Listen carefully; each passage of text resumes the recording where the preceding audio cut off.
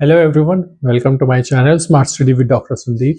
और आज का हमारा टॉपिक है school of psychology and their contribution to education part 7।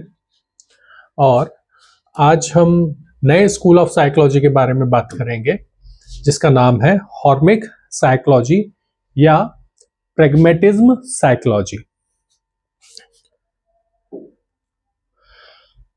Pragmatism psychology और इफेक्टिवनेस साइकोलॉजी उसके नाम है। Hormonal psychology was founded by American psychologist William McDougall. इसके संस्थापक थे। McDougall gave special importance to the study of purposeful behaviour.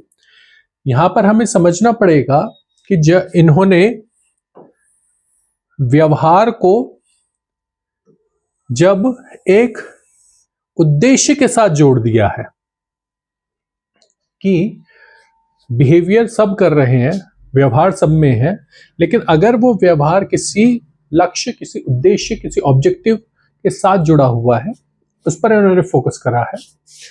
Purposeful behaviour and believe that the root of every purposeful behaviour is the energy of the creature's instinct through which a person is motivated to do purposeful work. कि अगर हम किसी purpose को fulfil करने के लिए कार्य कर रहे हैं तो उसकी जो जितनी एनर्जी है, मोटिवेशन है, इंटरनल और एक्सटर्नल, वो उस कार्य को पूर्ण करने में उसका सहयोग करती है। आगे बात कर all these instinct drive behaviour in the form of their 3 basic qualities. कि जितने भी हमारा व्यवहार है, पर्पसफुल बिहेवियर है, उसके 3 बेसिक क्वालिटीज आ गई हैं। वो है कॉग्निटिव, इमोशनल और फंक्शनल। साधारण भाषा में अगर हम बात करें तो हमारा ज्ञानात्मक, हमारा भावात्मक और हमारा क्रियात्मक, कार्य करने वाला। और अगर हम बात करें इसे शिक्षा के उद्देश्यों के बारे में तो हमारे ज्ञानात्मक उद्देश्य, हमारे भावात्मक उद्देश्य और हमारे क्रियात्मक उद्देश्य, यानी कि कॉग्निटिव, इफेक्टिव और साइकोमोटर, जो हमारे शिक्षा के उद्देश्य हैं। शिक्षा को के उद्देश्यों को व्यवहारिक रूप में लिखने की जो प्रक्रिया आ जाती है, जो डॉक्टर बी.एस. ब्लूम ने दी थी, यहाँ पर वही चीजें आ जाती हैं कि इन 3 चीजों के द्वारा जब हम उद्देश्यों की प्राप्ति करने के लिए व्यवहार कर रहे हैं तो ये फंक्शनिंग आ जाती है। That all instinct contain sensory motivation and emotional element. कि हमारे सेंस ऑर्गन्स इसमें इन्वॉल्व हो रहे हैं, हमारी मोटिवेशन इसमें इन्वॉल्व हो रही है और हमारे जो इमोशनल एलिमेंट्स हैं वो भी इसमें इन्वॉल्व हो रहे हैं। Purposeful behaviour driven by instinct continue to occur through a self-motivated process even without any training। किसी उद्देश्य, किसी लक्ष्य को प्राप्त करने के लिए हमें मोटिवेशन की आवश्यकता है, और वो अगर वो मोटिवेशन सेल्फ मोटिवेशन है तो उस कार्य को, उस उद्देश्य को प्राप्त करने के लिए, खत्म करने के लिए हम जो व्यवहार, जो कार्य, जो प्रक्रिया कर रहे हैं वो कहीं ना कहीं हमें एक पर्पस तैयार कर रही है और उस पर्पस को फुलफिल करने के लिए हम बहुत तत्पर होते हैं। छोटा सा एग्जांपल यहां पर अगर लिया जाए तो अगर व्यक्ति भूखा है तो वो ज्यादा प्रयास करेगा अपनी भूख को खत्म करने के लिए। आगे बढ़ते हैं। McDougall has mentioned the following characteristics of purposeful behavior। इसके कुछ कैरेक्टरिस्टिक्स हैं। Purposeful behavior is based on instinct, occurs spontaneously such as cat pounces on mouse। पहले जो बात आती है कि ये हमारे कुछ spontaneous instinct है, कुछ ऐसा व्यवहार है, ऐसा बिहेवियर है जो उस स्थिति में, उस परिस्थिति में व्यक्ति करता ही करता है। यहाँ पर उन्होंने एग्जाम्पल लिया है कि बिल्ली के द्वारा चूहे को पकड़ा जाना।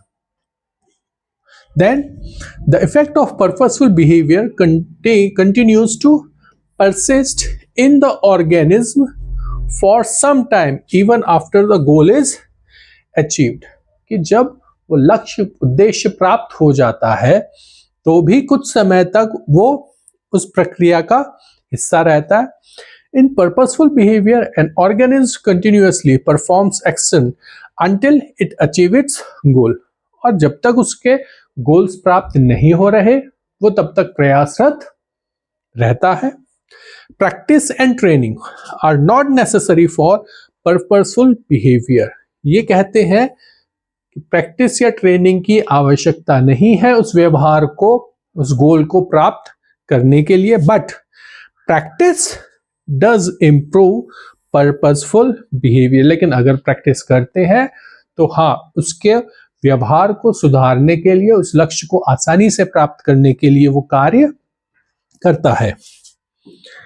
Then basic instinct is the innate psychophysical disposition. समझने वाली चीज है कि हमारे जो बेसिक इंस्टिंक्ट है, खान पान, भोजन, भूख, गुस्सा, कुछ बेसिक इंस्टिंक्ट के साथ हर व्यक्ति पैदा होता है। हर जानवर, मनुष्य में कुछ बेसिक इंस्टिंक्ट हैं जो उसके साइकोफिजिकल डिपोजिशन मीन्स मनोदैहिक, मानसिक है और शारीरिक है। Person which motivates a person to do purposeful work. जो व्यक्ति को मोटिवेट करते हैं कार्य को करने के लिए। बहुत छोटा सा एग्जाम्पल, सभी कहानियों में कहीं ना कहीं एक मोटिवेशन बच्चों को दी जाती है कि अगर व्यक्ति के पास पेट ना हो, भूख ना लगे, तो व्यक्ति कार्य ही नहीं करेगा। कहीं ना कहीं वही चीज यहाँ पर रिलेट होती है कि अपनी बेसिक जरूरतों को पूरा करने के लिए हम प्रयासरत रहते हैं। Nowadays, more than 1,000 basic instincts are being discussed in the psychological field। जैसे जैसे साइकोलॉजी में डेवलपमेंट होता जा रहा है, डिफरेंट फील्ड्स डेवलप होती जा रही हैं, तो इंस्टिंक्ट भी डेवलप हो रही हैं। लेकिन उन्होंने बेसिकली 14 बेसिक इंस्टिंक्ट के बारे में बात करी है, which an emotion associated with it।